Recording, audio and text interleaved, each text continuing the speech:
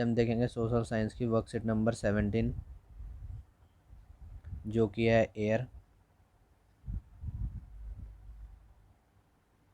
इसके अंदर हम पढ़ते हैं the blanket of air surrounded the earth is called atmosphere.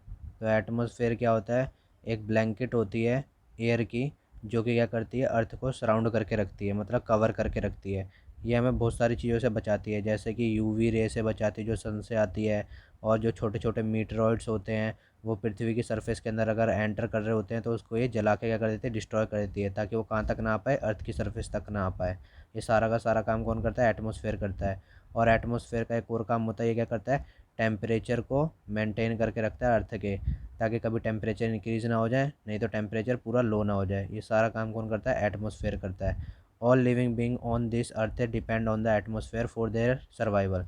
मतलब कि जो भी चीज़ पृथ्वी पे है जिंदा, वो सारे के सारे किस पे डिपेंड होते हैं? अर्थ के एटमॉस्फेयर पे। अगर एटमॉस्फेयर नहीं होगा तो वो सर्वाइव नहीं कर पाएंगे, वो मर जाएंगे। या तो ज़्यादा बहुत ज़्यादा ठंडी हो जाएगी, या तो बहुत ज़्यादा गर्मी हो जाएगी, जिससे कि क्या हो जाएंगे, वो लोग मर जाएंगे। It provides us air to breathe and protect us from the sun harmful ray. ये हमें क्या करती है? एयर प्रोवाइड करती है, किसके लिए? सांस लेने के लिए। जैसे कि O2 देती है सांस लेने के लिए, और सन की हार्मफुल रे से प्रोटेक्ट करती है जो कि क्या होती है? UV ray. If there is no atmosphere we could not be baked during the day with extremely hot ray to the sun and get frozen during night।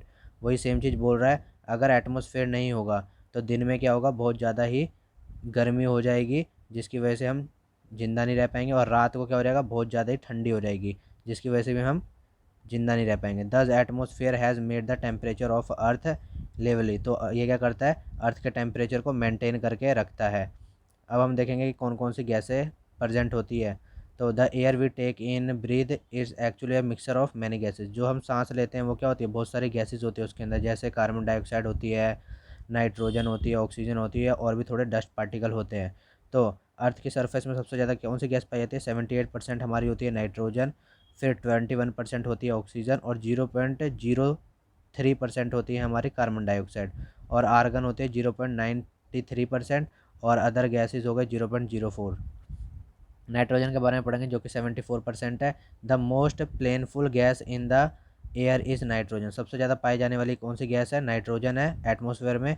Which help in grow up tree and plant. जो किस में help करती है? Plant और tree के grow में। ये हमें मिट्टी के अंदर भी मिलती है। ऑक्सीजन क्या होती है? ऑक्सीजन जो है हमारे 21% होती है एटमॉस्फेयर में। ऑक्सीजन जो होती है सेकंड मोस्ट प्लेटिफुल गैस होती है एयर के अंदर, जो कि सेकंड है सबसे ज़्यादा पाई जाने वाली गैस, और जो नेसेसरी होती है एनिमल या ह्यूमन के लिए सांस लेने के लिए, सर्वाइवर रहने के लिए। अगली है carbon dioxide 0.03%। Both human and animal take oxygen and release carbon dioxide. Human जो होते हैं वो ऑक्सीजन लेते हैं और कार्बन डाइऑक्साइड छोड़ते हैं। It contracts tree and plant take carbon dioxide and release oxygen. फिर प्लांट क्या करते हैं? इस कार्बन डाइऑक्साइड को ले लेते हैं और ऑक्सीजन को छोड़ते हैं। In this way the balance of atmosphere remain. इससे क्या होता है? बैलेंस मेंटेन रहता है गैसों का एटमोसफेयर के अंदर। इंपॉर्टेंट क्या क्या होती है ट्री की? तो if we cut down the tree the balance of oxygen and carbon dioxide in air is disturb. अगर हम बहुत सारे पेड़ों को अगर हम कट कर देते हैं तो क्या होगा? डिस्टर्ब हो जाएगी एटमॉस्फेयर में कार्बन डाइऑक्साइड की मात्रा और ऑक्सीजन की मात्रा। अगर हम पेड़ कट करेंगे तो ऑक्सीजन की मात्रा क्या हो जाएगी? डाउन। और किसकी मात्रा इंक्रीज हो जाएगी? CO2 की मात्रा इंक्रीज हो जाएगी, जिसे क्या बोलते हैं? Carbon dioxide. So we should not cut tree the amount of oxygen increase by planting tree, so we should plant more and more tree. तो वही कह रहा है कि हमें ज़्यादा से ज़्यादा क्या लगाने चाहिए? पेड़ लगाने चाहिए, ताकि कार्बन डाइऑक्साइड की मात्रा ज़्यादा इंक्रीज ना हो और ऑक्सीजन की मात्रा बनी रहे। अब आते हैं carbon dioxide an important gas. कैसे है कार्बन डाइऑक्साइड एक इम्पॉर्टेंट गैस? तो carbon dioxide release in atmosphere create a green house effect bye trapping the heat radiate from the earth. मतलब कि कार्बन डाइऑक्साइड क्या करती है? कार्बन डाइऑक्साइड ये करती है कि जो एटमॉस्फेयर में जो गैसेस होती है ना, जो ग्रीन हाउस इफेक्ट करती है, मतलब कि टेम्परेचर को मेंटेन रखती है, टेम्परेचर के इंक्रीज करती है अर्थ को, तो ये इसके अंदर हेल्प करती है हमारी carbon dioxide. It is therefore called a greenhouse gas. इसलिए कार्बन डाइऑक्साइड को हम क्या बोलते हैं? Greenhouse gas. किसको बोलते हैं? CO2 को हम ग्रीन हाउस गैस भी बोलते हैं। It is earth would have been too cold in life in. अगर ये ना हो, कार्बन डाइऑक्साइड अगर ना हो, जिसको हम ग्रीन हाउस गैस बोलते हैं, तो जो अर्थ है वो क्या हो जाएगी? बहुत ज़्यादा ही ठंडी हो जाएगी, जो कि ज़िंदा रहने के लिए नहीं रहेगी। इस पर हम ज़िंदा नहीं रह सकते हैं। However when it is the temperature of earth this is called the global warming. कभी कभी क्या होता है कि इसका जो टेम्परेचर होता है कार्बन डाइऑक्साइड का, मतलब कि अगर कार्बन डाइऑक्साइड ज़्यादा बढ़ जाती है तो क्या कॉज कर लेती है, ग्लोबल वार्मिंग कॉज कर लेती है, जिसको हम क्या बोलते हैं, global warming. This rise in temperature cause the snow in coldness part of the world to melt. जैसे कि आपने सुना होगा, आजकल न्यूज़ में भी चलता है कि आजकल बर्फ़ जो है पिघल रही है, तो ये ऐसा ही इसके अंदर भी होएगा। अगर ज़्यादा CO2 की मात्रा बढ़ जाएगी तो जो बर्फ़ होती है, स्नो होती है, वो क्या होगी, पिघलेगी, जिससे क्या होगा, वो वाटर की फॉर्म में कन्वर्ट हो जाएगी और या तो बाढ़ आएगी, नहीं तो जो अर्थ की सरफेस होगी वो क्या हो जाएगी, पानी के अंदर डूब जाएगी। As a result the sea level rise, जैसे कि यहाँ पे लिखा है सी लेवल राइज हो जाएगा, cause fluids in the coastal area. तो जो समुद्र के किनारे होते हैं वो क्या हो जाएंगे, डूब जाएंगे, नहीं तो वहाँ पे बाढ़ बाढ़ आ जाएगी और सी का लेवल भी बढ़ जाएगा।